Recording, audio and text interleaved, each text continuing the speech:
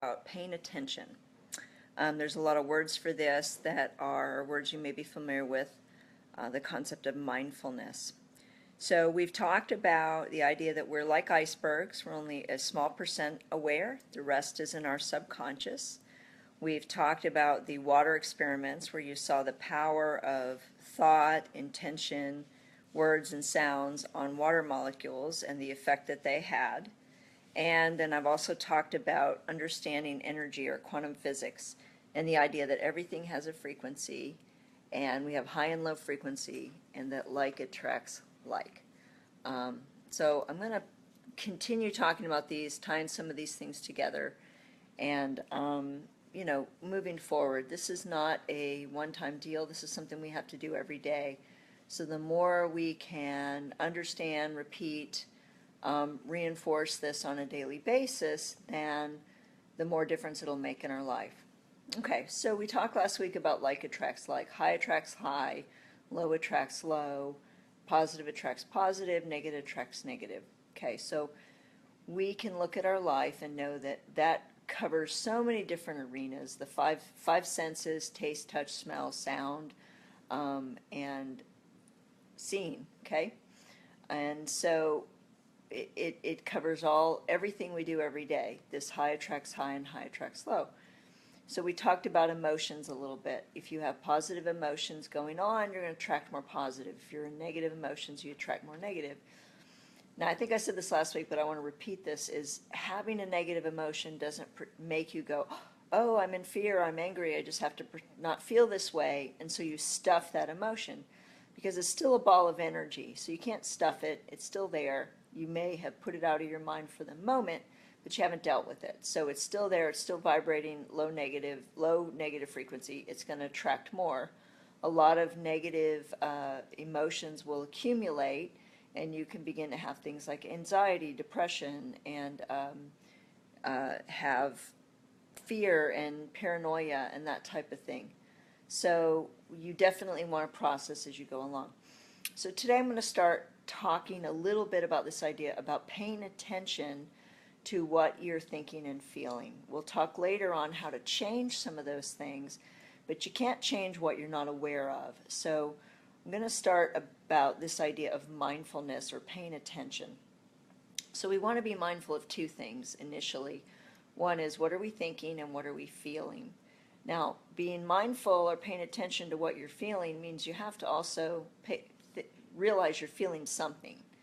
And that may be a process of even getting to the idea of knowing that you're feeling something, because a lot of people are just shut down emotionally. They've spent their life not feeling anything and numbing their feelings. But paying attention to what you're thinking is something we can begin to do. Now, this is not easy because we're busy, we're occupied, but what it really takes is just a few minutes every hour, just stopping for a moment and kind of reviewing what's been going on in your head. What have been coming up? What types of things are you focusing on? What types of things are you thinking about? A lot of time, so much of the time, we're telling a story. We're rehearsing for something we might imagine that's going to happen in the future that's negative, and we're preparing our response. And sometimes that's kind of a way we cope with fear, but it's still a negative. We're thinking about expecting a negative outcome for a situation versus rehearsing a positive outcome based on past experience. Well, the law of attraction says as long as you keep rehearsing that negative outcome, you're probably going to keep getting negative outcomes. So yeah, you're prepared to handle it. Wouldn't it be better to have a positive outcome? So the basis of what I teach on and what I do my practice on is you get what you believe. So that's ultimately in the law of attraction, is you create and you attract the things that you believe in your subconscious or you're going to have in your life.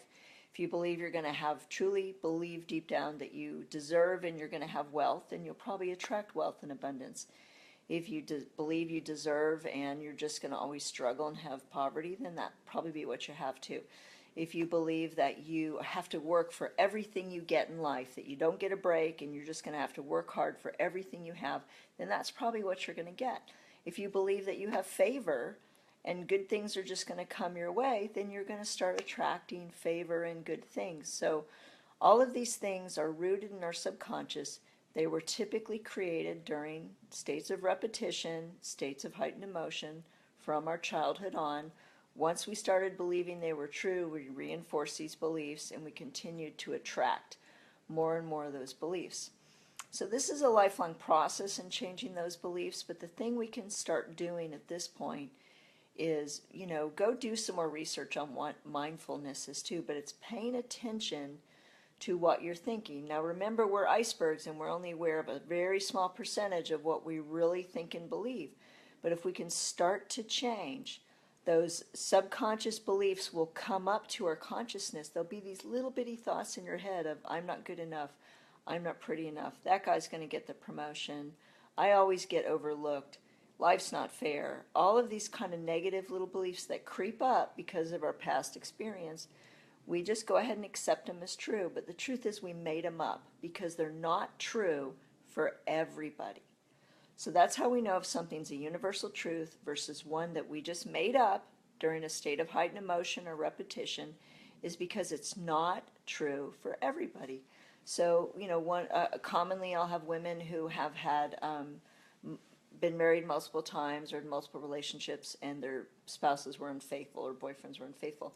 And so they truly believe deep down that all men are cheaters. And it's not what they want, it's not what they're hoping to attract, but that's what they believe.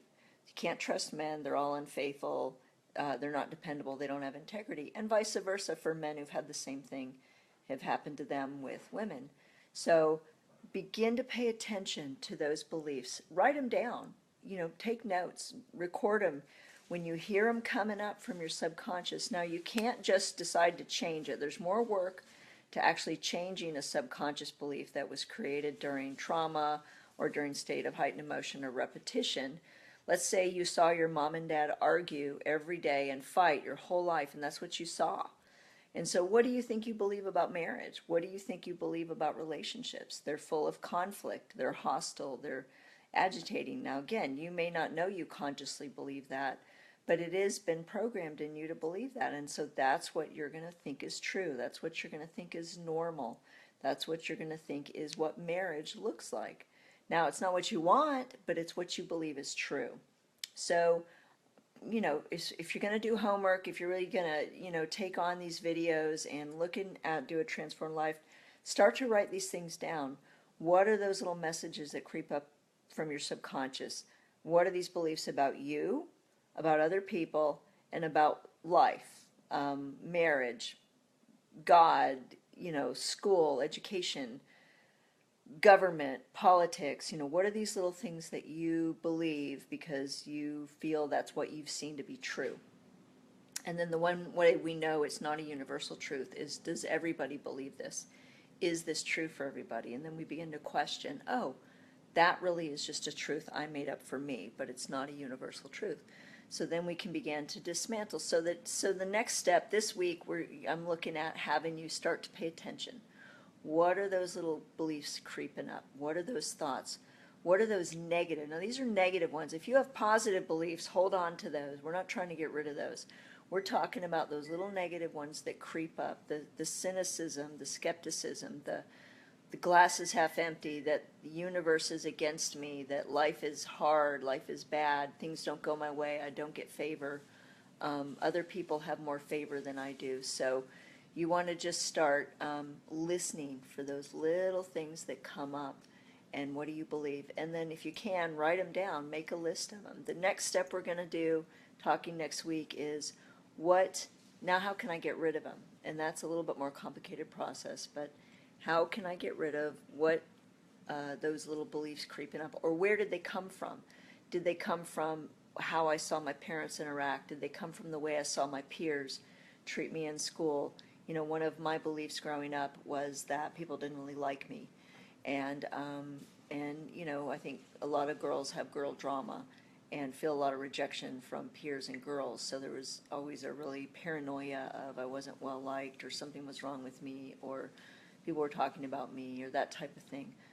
And so one little incident can create that belief, and then I just reinforced it every time anything negative happened. It just reinforced it as true. So start to think about what are your beliefs? Where did they come from? Can you point to things that you actually remember? that may have helped you program these? What are the things that went on within your family, within your school system?